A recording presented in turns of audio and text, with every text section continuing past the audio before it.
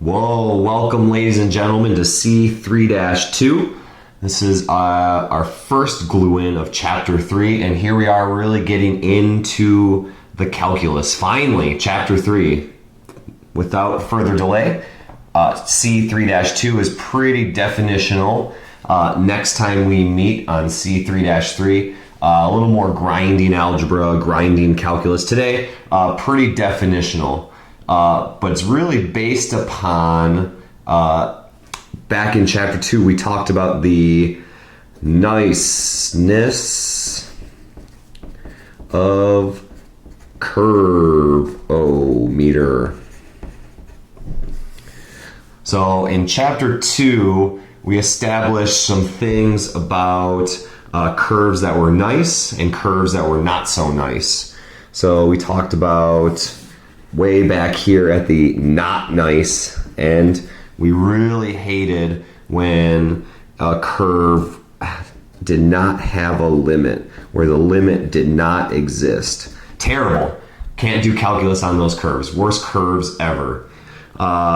Then we talked about continuity, and I don't know, depending on the type of curve, depending on the limit, depending on the discontinuity, maybe a little bit better is discontinuous.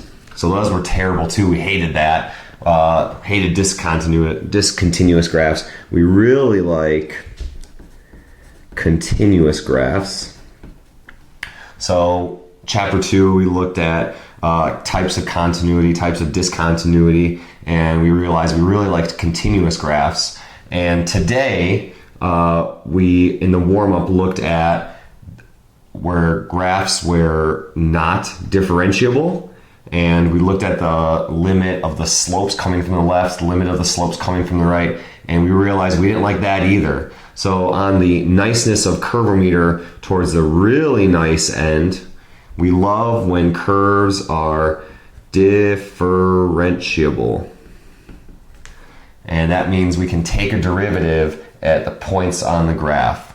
So today, we're going to look at some examples of curves that are not differentiable. So we're really kind of avoiding these types of graphs that we're going to look at today. So on the niceness of curvometer, we're really getting up there, differentiable. We're looking for graphs, we're looking for curves that are differentiable.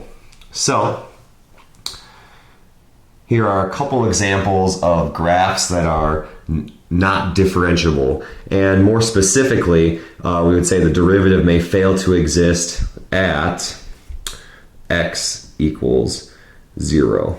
And in this case, we're looking at an a value of 0.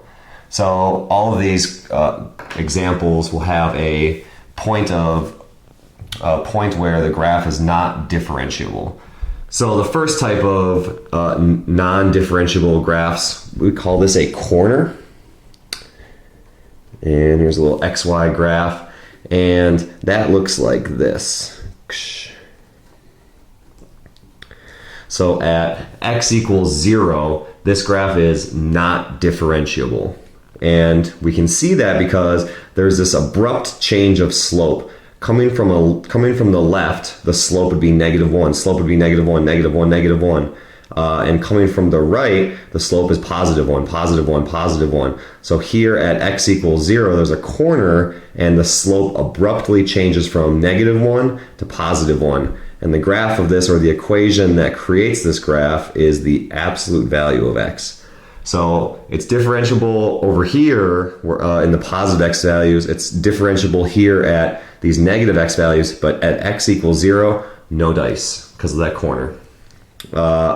A similar type of graph where there is a lack of a derivative, or where the derivative does not exist, is a cusp, and it looks like this. And in this case, at x equals 0, there's kind of a pointy edge also, but coming from the right, the slope looks to approach a really steep, almost like negative infinity slope as it comes towards 0. And then coming from the right, the slope appears to have a positive infinity slope, or something really like a big slope right there at these positive x values. But coming towards 0, the slope is positive. Coming from the left, slope is negative. So at x equals 0, there's a cusp and the slope does not exist there. There's an abrupt change of slope. An example of this is f of x equals x to the 2/3. So that's no dice. No good. Don't like that one. There's a cusp there. Can't take the derivative at x equals 0. Let's see. Another type of discontinuity, another type of graph where the derivative does not exist is a vertical tangent. So looking like that.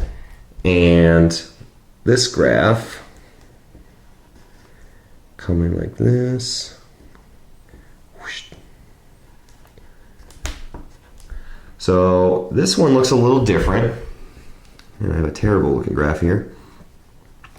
This one looks a little different. Coming from the left, slope is positive, slope is positive, slope is positive. And then coming from the right, slope is positive, slope is positive. So I don't see an abrupt change of slope there like these first two. So at 0, there's an abrupt change of slope at 0. Here, there's no abrupt change, but if I had a really accurate graph, at x equals 0, there's a vertical tangent. At x equals 0, the slope of the tangent line would be undefined there because the line is straight up and down. We don't like that. That's kind of like dividing by 0. No good. So at x equals 0, there's a vertical tangent. And an example of an equation that spits out this graph of x is f of x equals the third root of x. So it's differentiable everywhere else, but at x equals 0, no dice. And then a discontinuity. So this is kind of like going back to chapter 2. So discontinuity at x equals 0. Put a little hole there. So this is nice. It looks like the slope is matching on either side, but because of the niceness of curvometer, this is even worse. It's discontinuous here, so it's definitely not differentiable. So here, there's a hole, the ants fall in. It's discontinuous, so we shut this whole process down, and we know it's not going to be differentiable. So hate discontinuous graphs. So there, the derivative does not exist either because it's discontinuous. So those are some examples where the derivative may fail to exist, where it's not differentiable. Kind of shifting gears here, we're going to consider y equals x squared, and we're going to use our calculator, and we're going to use the n-derived function, the n-deriv function, to graph it. So first off, I'm just going to sketch a graph of y equals x squared.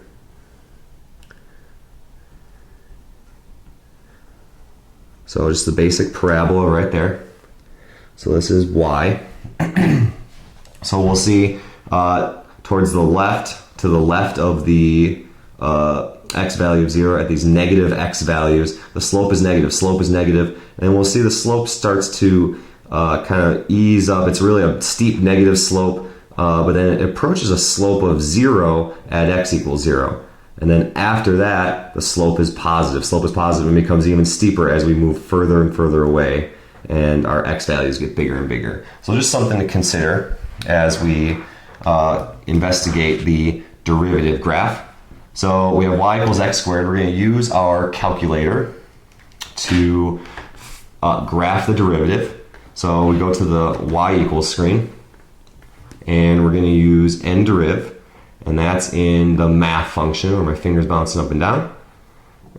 And then it's on this first screen, and it's usually the 8th option there, so n-deriv. So we're going to choose that. And I'm going to write my calculator command as I'm doing this. So n-deriv, no parentheses there. So y equals n-deriv, parentheses, and then we're going to graph the derivative of x squared. So I start typing x squared. So here's my calculator command, x squared, and then I do a comma, which is this button right here underneath the sign. So n-deriv x squared, comma. And then this is going to seem kind of cryptic at first. We're going to enter another x, and that is saying we're going to take the derivative of x squared, and the variable of the derivation, the variable that we're going to take the derivative of is x squared. So that's the variable in the equation. And then I'm going to do another comma. And then I'm going to do another x, and that's telling the calculator that I want you to graph the derivative of x squared with respect to x for all x values. So this is what's going to spit out the whole graph of the derivative. So another x. If I put a number here as my third entry, like a number of 5, that would find the derivative at the x value of 5. But in this case, I'm going to graph all x values. So then I press graph.